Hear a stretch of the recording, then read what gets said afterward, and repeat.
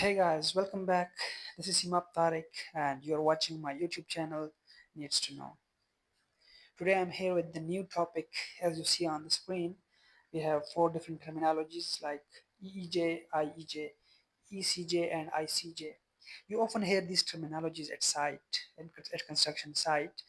Usually it is related to internal and external construction and expansion joint. In this video, we will discuss one by one all these four terminologies, and when we talk about construction and expansion joint, for sure we need to think about the water bar, because water bar is the item through which we can secure our construction and expansion joint. So in this video, we will also discuss about different types of the joints of a water bar, and then we will discuss in which cases we will use external and external construction joints. Before starting the video, if you are new to my channel, please uh, subscribe to my channel and press the bell icon so you can get my updated videos. Thank you so much. Let's start with the video. And the first slide, if you see, we have very clearly mentioned all these four terminologies. We have at the left side, top and bottom, we have the external expansion joint and external construction joint. You see that, and when we talk about external joint, we have the water bar flat at one side and ribbed on another side. And when we talk about internal expansion and construction joint, we have the water bar with both side ribs, and uh, we can install this at the center of concrete. External expansion joint we install at one face of the concrete. So from the pictures, it is very clear. Still, if you have any confusion, you can ask me in the comments. Now, going forward with the explanation, first we will define what is the expansion joint. Expansion joint is actually a plan gap between two sections of a building. Uh, Actually, the expansion joint observe the movement, the thermal, which is generated by the thermal expansion construction because of the thermal changes. So we have to control, we have to secure our expansion joint by using a water bar, which we have two types. One is external expansion joint and other is internal expansion joint. So this one is external expansion joint, which we install at one face, because one face is flat, one we have ribs in the bulb. So at site you will install it. You have this very clear picture how we'll install at site. And at site we have to align the bulb area to the center of the expansion joint. Let me show it with the laser pointer. You can see this bulb area shall be aligned to the expansion joint, and other two portion of the water bar shall be embedded in the concrete. Now we'll move to the another type of expansion joint, which is internal expansion joint. In internal expansion joint, we provide the water bar at the center of the concrete structure, and the same phenomena we will align the the bulb at the middle to the construction to the expansion joint and embed the two portion in the concrete. This is very clear picture showing that at site how you will install and how it will be fixed. Hope you will understand these two types of the expansion joint. Now we'll go to the construction joint.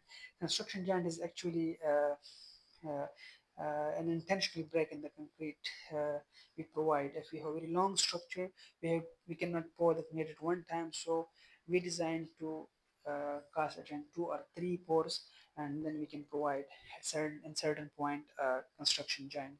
So to secure the construction joint, we provide also water bar, and same we have also in this case external construction joint and external construction joint, and we secure to construction joint and external construction joint.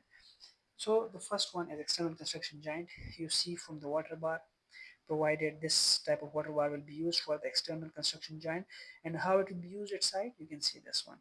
Middle should be aligned to secure to the exact point of the construction joint, and other two portion it will be with the ribs, it will be embedded in the concrete and it will be placed at one face of the concrete.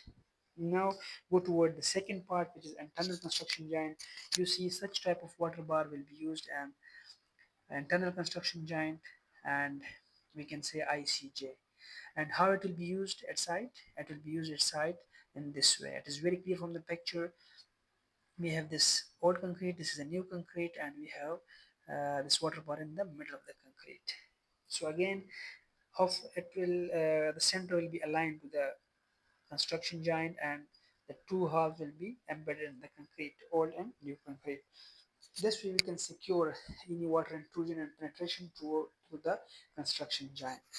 Now I hope these four terminologies will be clear to you, and also it will be clear that how you will install it inside, because the picture shows very clearly all the four scenarios.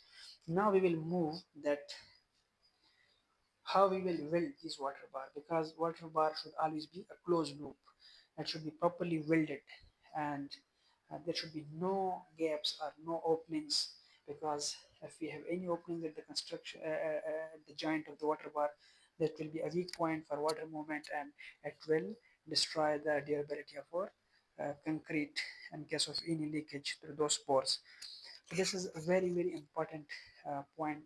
At site we need a strict quality control to check every joint.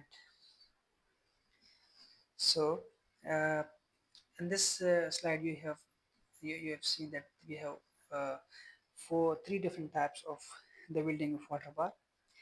The first one you see at the top, we have two ways joint of water bar, we have three ways of joint of water bar, and we have four ways joint of water bar.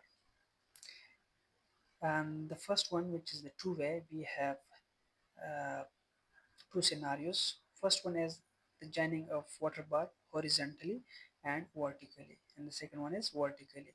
So you can see the 3D view also how it look like when we complete the welding. The second type is the three-way joint of water bar. In three-way we also have two scenarios. One is the horizontal joint and one is the vertical joint. And the 3D view also for your review and understanding. The third part is the four-way joint. Also come with the two scenarios, which we have the horizontal joining and vertical joining, and also the 3D views for your understanding. From this picture, I think that it will be very easily understandable. We have to connect our water bar at site according to our requirement. It will fall in one of this type, and we have to secure our uh, durability and integrity of a structure by controlling these joints and to prevent water movement to these joints. Now, if you see here, this is expansion joint water bar. Both have the same purpose. Then why we are having these two different types? So this is the question. And same as for the construction joint, the purpose is same, but we have these two different types. So we will explain this with some reasons that where and why we use these type of expansion and construction joint, internal and external. So move to the last slide where I explain that where we will use internal water bar and external water bar. See, internal water bar, and the first reason we are using is with the high hydrostatic pressure areas. This is ideal for water retaining structure, deep basements and reservoirs where pressure is high from either side. So in such cases, we have to use internal water bar because it has more embedment in the concrete and more secured. Another one is the new concrete construction. If we are casting a new concrete, we embed during the first pour and the second pour, providing superior anchoring in the old and the new concrete.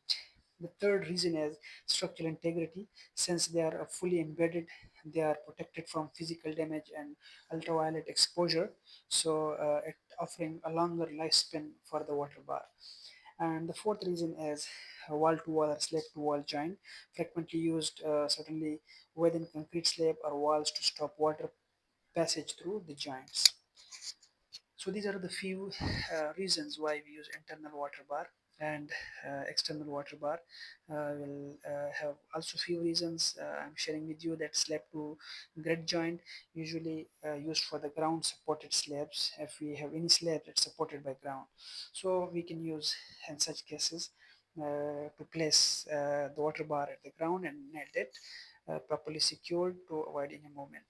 And then vertical wall and backfill. So if in such cases, if we have any wall and and the water bar placed on the face of the concrete wall exposed to backfill water, making them easy to install and nail to the formwork.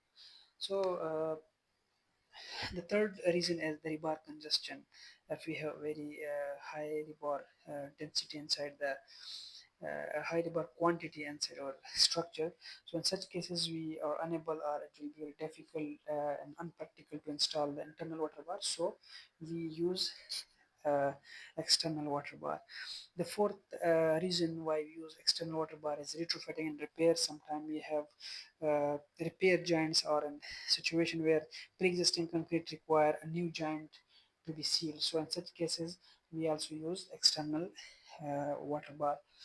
And another reason is external water sides. If we are used to prevent the water from entering the structure from the outside, acting as a rear guard. So in such cases, we provide the external water bar facing the flat side facing to the water.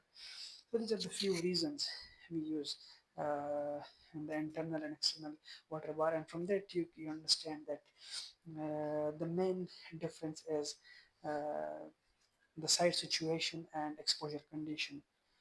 Because of these two main reasons, we are using internal and external water bar. Our site situation and exposure condition define whether we need to use internal water bar or external water bar. So this is all about internal and external expansion and construction joint. If you have any comments regarding this, and if you have any confusion, you can ask me in my comments. I will try to respond as soon as possible. Thank you so much for watching the video and hope we'll soon meet in another video. Thank you. Bye.